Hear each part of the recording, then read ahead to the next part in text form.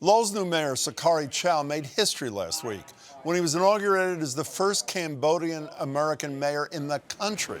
City Council unanimously picked him for the role after November's municipal election.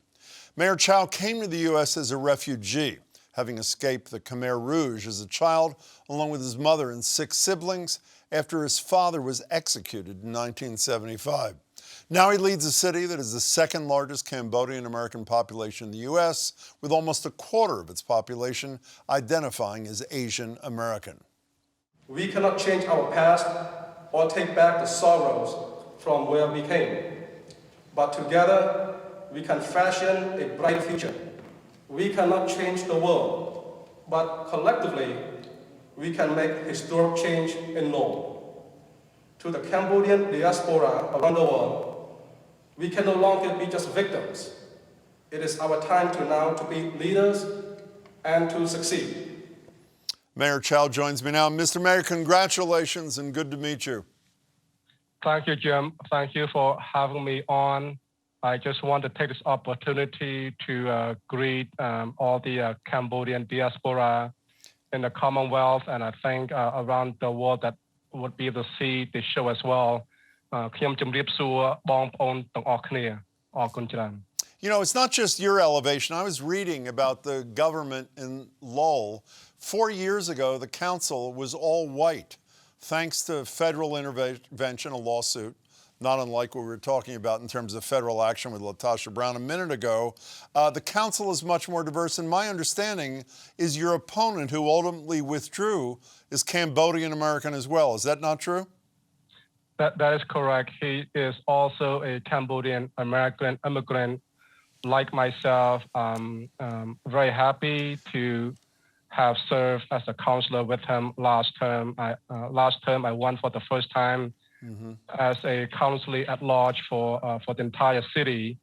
And this term, because the result of the lawsuit that changed the election system to hybrid at large and district, and as a result of the lawsuit too, we have to create 2 districts that have to be majority minority. And what that means is that the majority of the residents in that neighborhood have to be of minority class.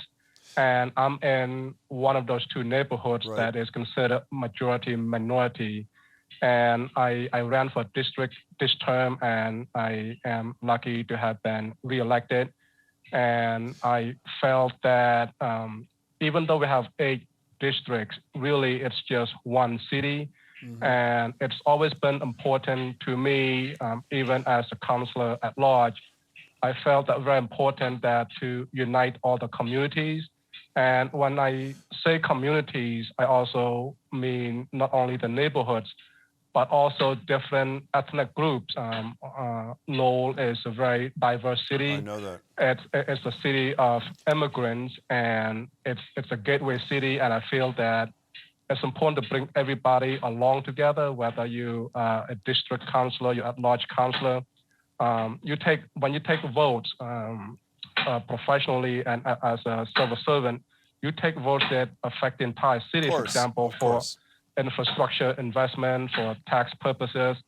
So I thought it's very important that I continue to serve the city, and I thought being a mayor was the pathway to doing that. You know, Mr. Mayor, I was reading about your history, and I mentioned your father was executed by the savage Khmer Rouge, and the story of your mother with 7 children getting you out of the country safely. How was she able to do that? My mom was an amazing woman, and I appreciate her and love her, but I did not realize or appreciate her all that much until I got older. So Cambodia in the 1960s and 1970s was involved in brutal civil war. Of course. And with the Vietnam War pulling Cambodian in, the entire country was pretty much destroyed, the government, the infrastructure, the society, and the culture. And my family background, really, we were farmers. We live in a province called Battambang. Battambang is one of the largest provinces in Cambodia. And Cambodia in general, it is an agrarian society. You have the capital, which is Phnom Penh. Phnom Penh is like New York. It's a commerce city, and Battambang, relevant to America, it's like the heartland of the country. Rice being the #1 crop in Cambodia, Battambang was well known for growing crops. So we were rice farmers and orange farmers as well. But because of the war, my father joined the army, and he quickly rose through the ranks to captain.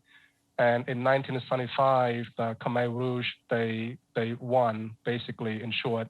And my father was one of the first people that they came and took to be killed. They said, we gather all the leaders, let's go have a meeting, it's a peace treaty. And so, of course, he went along because they already put down their weapons, because there was an understanding that there was a peace treaty going on. And basically, it took him along with other military people to be executed. And it wasn't just the military people that they took to be killed right away. A lot of well-known people like doctors or well-known teachers. I know that. They took to be killed right away. And my mom with 7 kids, right off the bat, in the midst of chaos, and there was a massive evacuation. Very similar that happened recent history, like in Afghanistan, that just chaotic and massive evacuation by foreigners. So we were forced to leave our homes into the countryside, basically to be back to slave labors, to work in the fields, to work in the mines.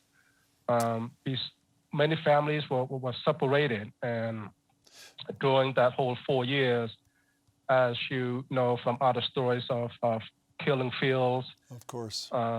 You pretty much pray every day and every night. You don't know when the Khmer Rouge, the soldiers, would come for you. They usually come for you in the night.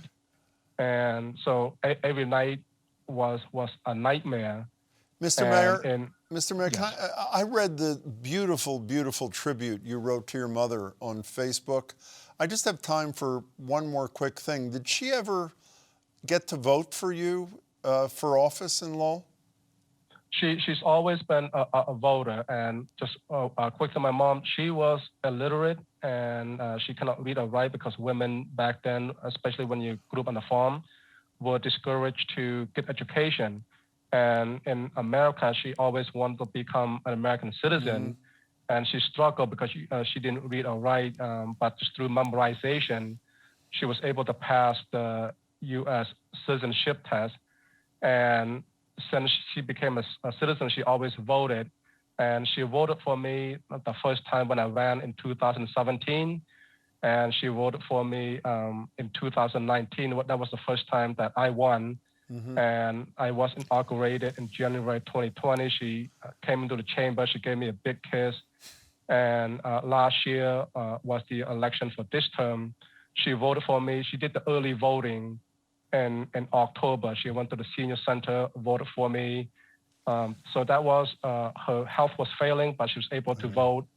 And then she was hospitalized after the election.